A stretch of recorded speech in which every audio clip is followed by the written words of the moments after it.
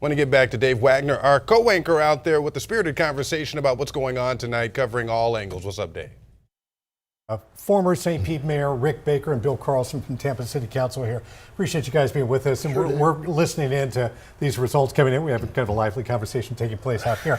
But let's talk about District 13 a bit. We were chatting about that. Anna Paulina Luna, she's defending her seat. Anna is a friend of mine, and I've helped her with her campaigns, and she really came in, I think, strong into the Congress and strong in representation. She comes across well. She's defending her positions well, and I think that some thought she was really at risk. I didn't really think she was at risk, but I was curious. It's a pretty heavily gerrymandered district, though. And she's done real well. So yeah. She won strong tonight, and I think it's indicative, I think, of the country. Look at Rick Scott's race, 55%. That is strong. I think what Lars Hafner said is absolutely correct. I think we can now say Florida has moved into the red column statewide, and as we saw the panhandle votes coming in over the last hour since the 7 o'clock vote, a lot of conservative votes come in. Not only have kind of sealed it for President Trump, sealed it for Rick Scott and some of the others, but the constitutional amendments are now back in play. Bill, back to District 13. We saw Anna Paulina Luna and Whitney Fox run a bare knuckles campaign. Those ads back and forth were kind of nonstop for a period of time here, especially late in the race here.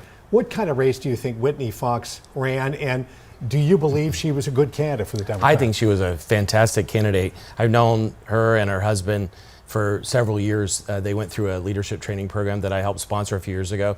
Both are very impressive people, both talented leaders in our community, young, dynamic leaders, the kind of leaders we need working on all kinds of things in our community. And so I hope Whitney, even though you're disappointed tonight, I hope you and all your friends will show the same energy and enthusiasm to help our community in other ways. It's a tough district for a Democrat to win, right? Yeah. And looking back, she should run for office again too. You think so? I mean, do you think that she will? Yeah, she was such a dynamic candidate that she pulled money from all over the country, and it was a very impressive race that she ran. Hillsborough State Attorney's race, very different campaigns here in terms of their approach. We saw a lot of television ads from Susie Lopez, very few from Andrew Warren. Did he go mostly digital? I don't know about how he bought his ads, but I saw a lot of them digitally, so I assume he ran that. He had creative videos that he ran, and he ran a pretty big buy on digital. He also sent out direct mail. Both of them sent direct mail back and forth. The thing about that race is, yes, in the beginning it was about Ron DeSantis, but then Susie Lopez, I thought, did a good job of showing that she was her own person also. And unfortunately, Andrew spent a lot of time complaining about DeSantis taking him out. I think when he beat Mark Ober years ago, it was one of the biggest wins ever in Hillsborough history. He was a dynamic, charismatic candidate.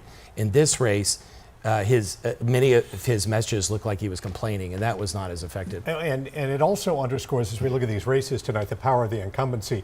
How powerful is that? How difficult is it to kick out an incumbent?